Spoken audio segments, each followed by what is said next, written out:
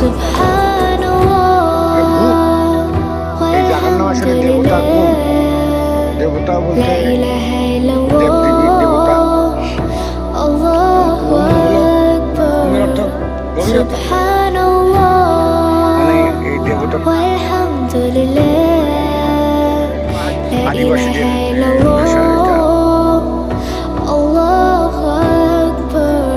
আমরা পিছন দিকে যেখানে মেন দেবতা গুণ যেটা, ওখানে গভীরতা নাকি 50 থেকে 60 ফুট গভীরতা।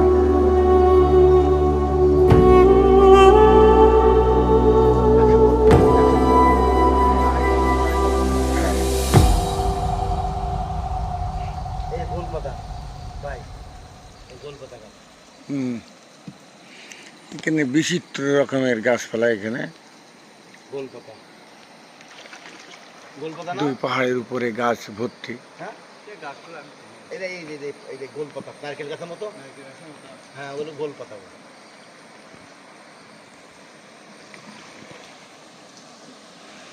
এবং গাছের শিকড় পানিতে এসে পানি থেকে খাদ্য গ্রহণ করে।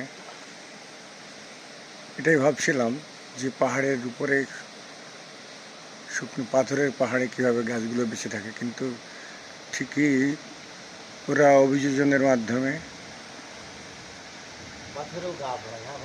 হ্যাঁ